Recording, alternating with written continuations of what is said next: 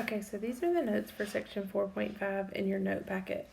But instead of actually taking notes here on page 14 and 15, we're just going to use some of the homework problems as part of our notes. So we're just going to kind of go over these together. The first one says your financial advisor presents you with 4 plans for retirement as follows. All dollar amounts are given in millions of dollars. So for example, 0.025 million is really 25,000. Answer the following questions about these retirement plans. So anytime we have something like this, before we get started, we're going to want to write the equations for each of the plans or each situation that we're given. So plan A says you have an initial investment of 0.025 million and you get a return rate of 5%. So this, when we see that 5%, we know that we're talking about an exponential function. So we're going to have y, or f of x, is equal to the initial value, so 0.025. So remember, I should write it up here.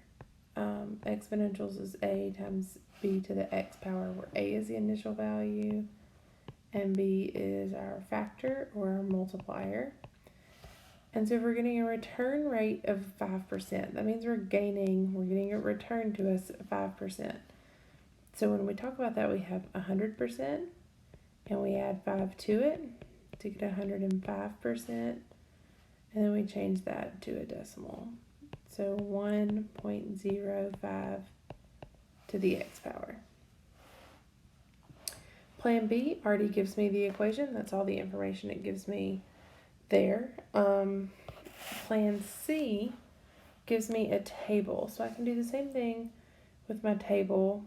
I can say y or g of t or f of x, whatever we want to call it, is the initial value, so 0.02 times, and then I need to see what my multiplier is. And so there's a couple of ways we can do this. We can divide, so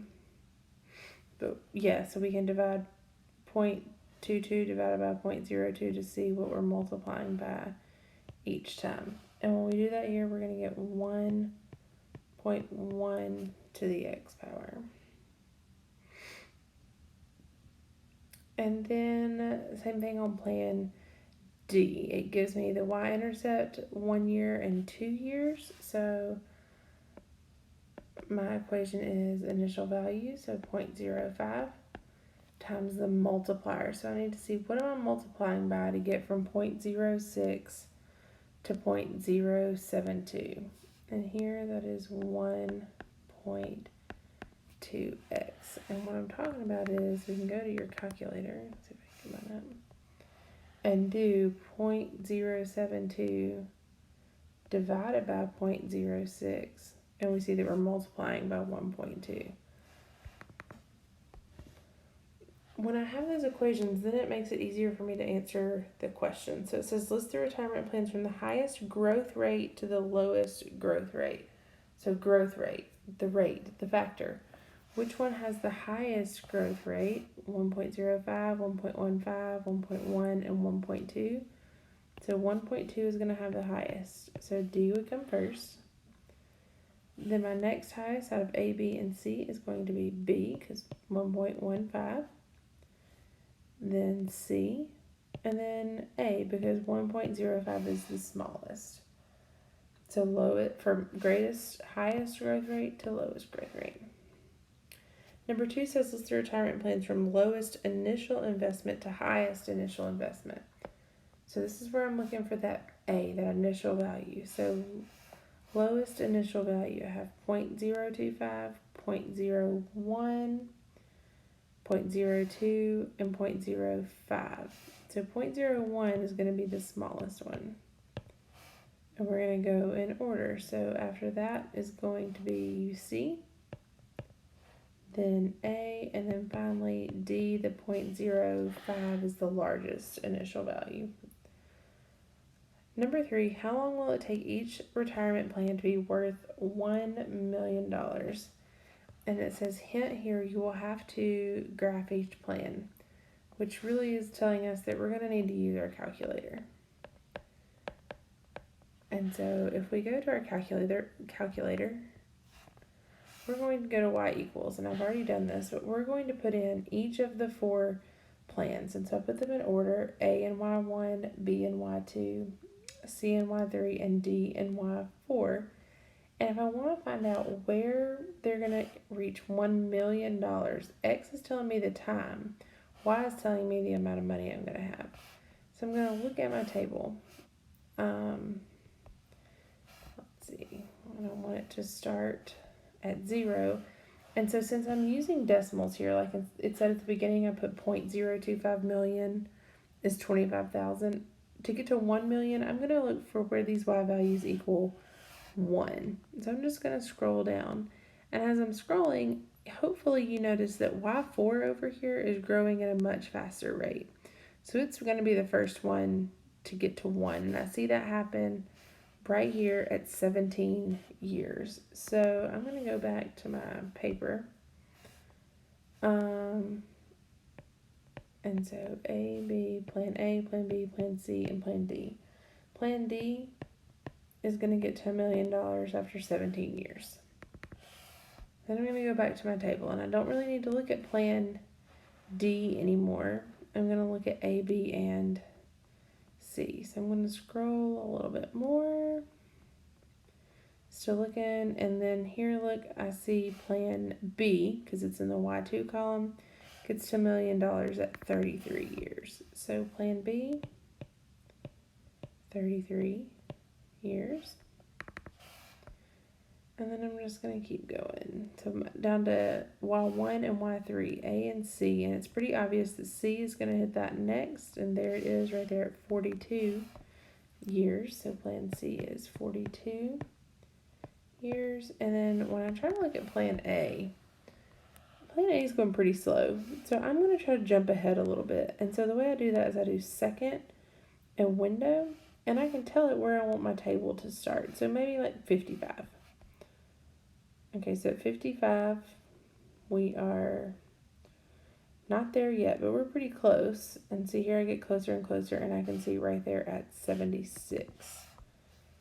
So 76 years. Then it says to fill out the table evaluating each plan at specific points in time. So if I'm trying to figure out how much each plan is going to be worth after a certain number of years, these are my X values, okay? The number of years that we have the money or the retirement plan. So I can do the same thing. I can use my calculator. And so if the first one is 20 years, let me go to Y to where X is 20. The problem is I have these long decimals. These are not, these are in millions. And I don't, so like on Plan A, I'm not quite to 1 million. This is actually $66,332.44 because remember it said 0.025 million is really 25,000. And so I can use that same idea here to move the decimal point. Basically, I want to move it over 5 places. So for Plan A, I'm at $66,332.44. For Plan B at 20 years, if I stay right here on my table, so here's Plan A, Plan B is going to be at $163,665.37. Plan C, if I move over here, is going to be $134,549.99.9. So really it's going to round up to the next dollar. And then I can see that Plan D is at 1.916880 if we round that up. So when I come back to my table, I'm going to write those down. So this is 163,665.37, 134,550, And this one is at $1,916,880. I could also solve each of these just by putting 20 in for x, so raising each equation to the 20th power.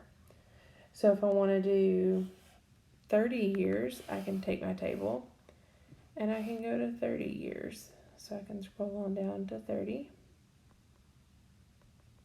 And so at 30 years, it looks like plan A is going to be at $108,048.56. Plan B is at $662,117.72. Plan C is going to be at $348,988.05. And plan D is at $11,868,815.69. So I can take that back to my paper and write those.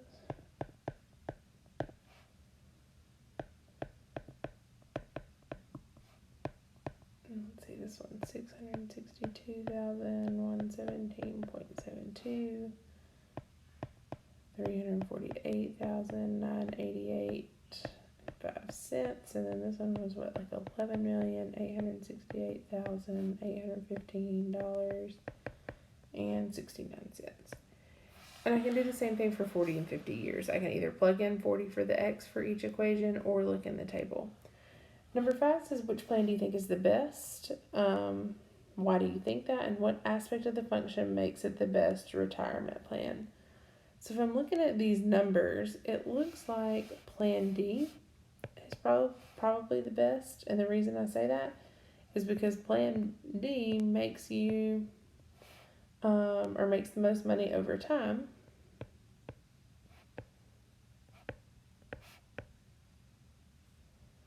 And the question is why?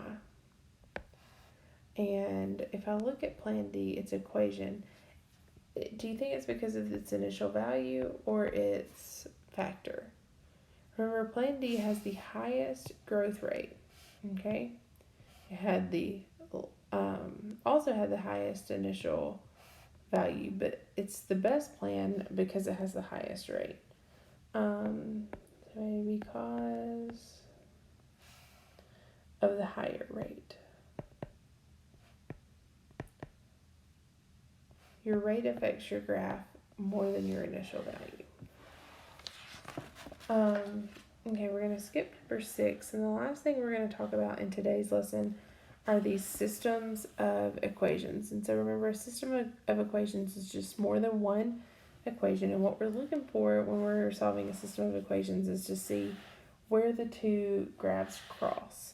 So if I'm going to graph this first one, I see that that's an exponential. I'm going to go to my calculator and I'm going to type that in. So I'm going to clear out everything that's in y equals, and I'm going to put that one in. So 2 to the x minus 4 minus 9.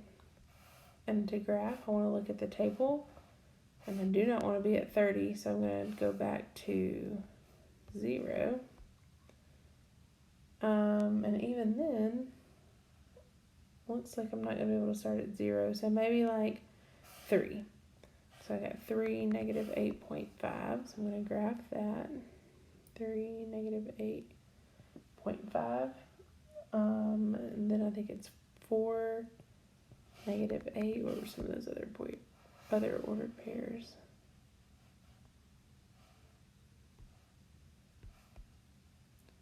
Four, negative 8, 5, negative 7, 5, negative 7, was it 6, negative 5,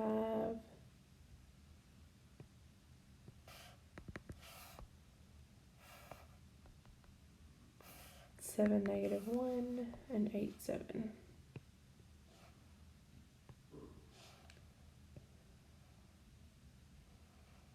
That's not very good. So it's going to look something like that. Still not great. the other equation I have here is a linear function, and I can put that in my calculator, but hopefully we can also graph that. Y-intercept is 3 and slope is -2, so I can go down to right 1. And when I do that, I see right there that those are going to cross. And so my intersection is right here at 5, -7. So remember, anytime we solve a system of equations, our answer is the ordered pair at the place where those cross. So you can see that you can have one intersection. You can also have more than one intersection. So if I look at number 8, to graph that exponential, if I clear out what I have here and do 1/2,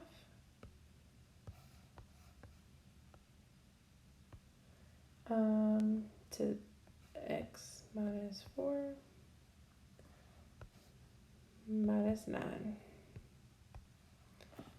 And so if I want to graph this, looks like I should probably start at 0. So I have 0, 7, 0, 7, 1, -1,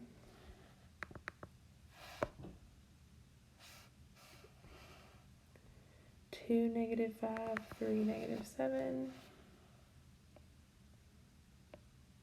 and 4, -8.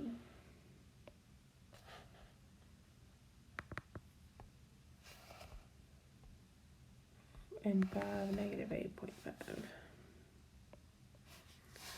So it's gonna kind of look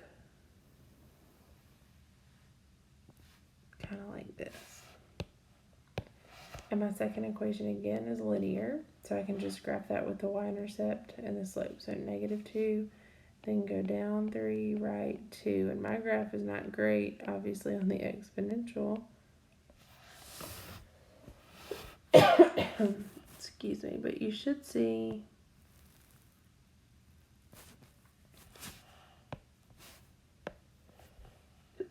that these actually cross twice. I need to do better with my exponential function, because they barely cross twice, but they do.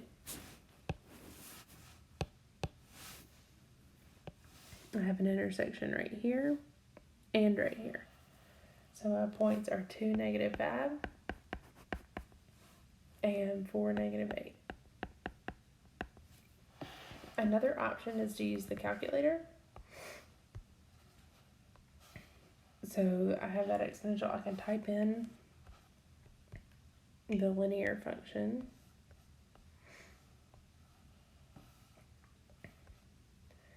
And I can graph them at the same time. And I can find out where those cross. I can do second, trace, intersect, and I can push enter. Maybe it doesn't work on this calculator. But I can see where those points are. Here's one pretty close to 4, -8.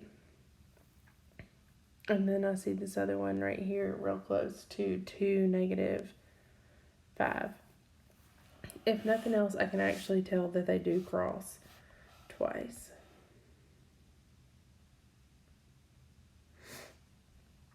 So hopefully that helps you out some, kind of gives you a good idea. You can zoom in a little bit more and see better than the graph that I drew. You can see that there are 2 points of intersection. If you'll just follow the slope though with the linear function, usually you'll run into those intersections just like I did there. 9 and 10 are the same. I say that we should look at number 9 real quick, and this will be the last one. On number 9 is 2 to the x power. We've graphed this quite a bit. And so you can type this in your calculator. But it's the parent graph for those transformations, so 2 to the x power.